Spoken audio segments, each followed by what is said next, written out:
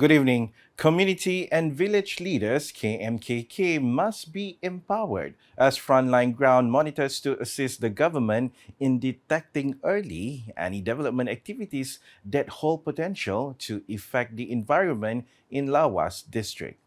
Sarawak Deputy Premier Dato Amang Tengah Ali Hassan stated that the involvement of KMKK and local communities is crucial to ensuring that rapid development in the district can be executed in a balanced manner without neglecting environmental sustainability.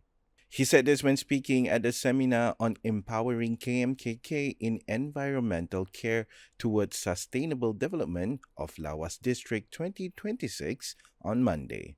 According to him, development should not be evaluated solely based on economic growth and physical development, but must instead take into account its effects on the environment and community well-being. He noted that KMKK can assist by relaying information regarding issues such as open burning, river pollution, illegal dumping, and encroachment on sensitive areas to relevant agencies for further action. He also emphasized the need to shift the environmental care approach from reactive measures after an issue occurs to he also emphasized the need to shift the environmental care approach from reactive measures after an issue occurs to continuous monitoring and prevention. The cost of mastering artificial intelligence AI technology needs to be given attention to ensure that talented young people do not face constraints in obtaining the necessary equipment and software. Deputy Minister in the Sarawak Premier's Department, Corporate Affairs, Public Communications and UKAS, Dato Abdullah Saidol, said the need for high-performance devices and AI application subscriptions is making the cost of developing skills in this field increasingly high. Untuk benda-benda macam ni tak ada. We go into gaming laptop, they will cost almost 9 to 15,000, probably more, things like that. So some of the feedback he will bagi semalam baru go juga bagi beritahu Premier. So probably other than the laptop and gadget-gadget tu, diorang pun kena beli and subscribe apps which is very expensive. They paid in US dollars per annum. He said this while speaking at the closing ceremony of the AI for Makers Borneo Makers Festival 2026 program at Tegas Digital Village in Kuching on Monday. Meanwhile, Dato Abdullah said feedback from AI for Makers participants regarding the need for equipment, software, and financial support would be brought to the attention of the Sarawak Premier, Dato Patinggi Tan Sri Dr. Abang Abdul Rahman Zohari, Tun Dato Abang Openg, for consideration. Elaborating further, he said the approach to developing AI talent should not be limited to providing basic education and devices alone, but must also take into account their actual needs in producing digital products and solutions. Sarawak wants to build a robust technology and AI ecosystem to ensure local talent continues to stay, contribute, and develop their expertise in the state. Dato Abdullah said the development of digital infrastructure and the technology ecosystem needs to move in tandem with efforts to produce more AI experts among young people.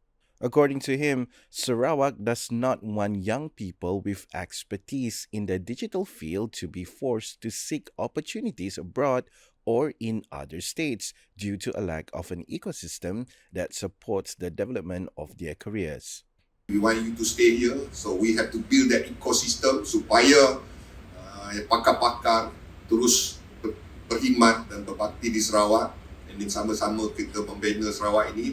Dato Abdullah further noted that AI development can no longer be seen as a passing technology trend, as its use is increasingly influencing almost every aspect of life. In this regard, he said Sarawak also needs to accelerate the development of digital infrastructure throughout the state to ensure that technology-related opportunities are not concentrated only in urban areas.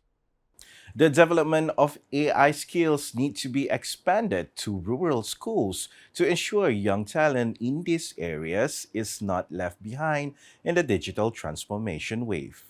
Dato Abdullah said digital facilities in rural schools need to be improved in line with Sarawak's efforts to develop a technology based economy. According to him, interest and creativity in technology should not be seen as existing only among students in urban areas. Fair, I think we should also pay attention to anak-anak di luar bandar and facility digital di sekolah mereka, peralatan seperti laptop dan sebagainya. And mostly other than this kind of program yang addressing those who are really ada interest in this, but also I think we can nurture that kind of interest at the grassroots daripada sekolah rendah. He said the aspiration of Sarawak Premier, Dato' Patigi Tan Sri Dr. Abang Abdul Rahman Zohari Tun Dato' Abang Openg to enhance digital facilities, including the development of digital labs in primary and secondary schools, should be seen as an opportunity to nurture interest in AI from an early stage. Dato Abdullah, who is also Secretary of the Board of Trustees of Tegas, said exposure to technology needs to begin at the grassroots level so that rural students also have the opportunity to learn about, try, and develop digital skills. The Ministry of Women, Family and Community Development, KPWKM, is proposing an additional allocation of over 168 million ringgit to strengthen assistance for women and families, including helping them navigate challenges related to family responsibilities and welfare. Its minister, Dato Sri Nancy Shukri, stated that the additional allocation is crucial to ensuring more comprehensive support can be provided, particularly following the increased participation of women in the workforce who must balance employment demands and family responsibilities. According to her, the government needs to ensure appropriate support is available to families so that caregiving responsibilities do not become an obstacle for women to continue contributing to the workforce. Ada, kita ada penambahan 168 million tu tambahan kan.